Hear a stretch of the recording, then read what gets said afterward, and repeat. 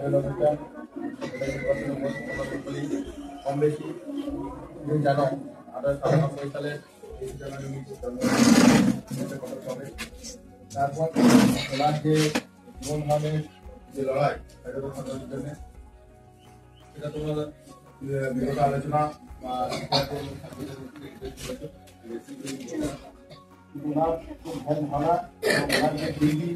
অল্প সময়ের মধ্যে অর্জন করেছেন সেটা সবাই খেলা চলে উনি কিভাবে তৈরি করে তারপরে পরীক্ষায় পাস হয়েছেন এবং উনি খুব অল্প সময়ের মধ্যে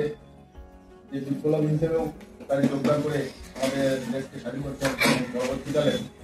স্বাধীনতার সময় ওনাকে সেই জায়গায় দেখতে পাইনি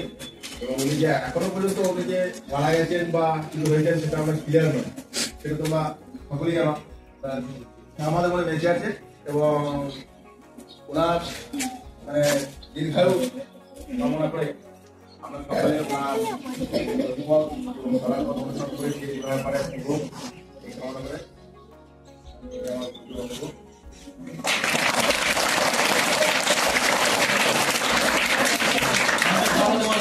ধন্যবাদ জানাই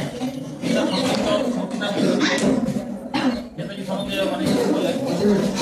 আজকে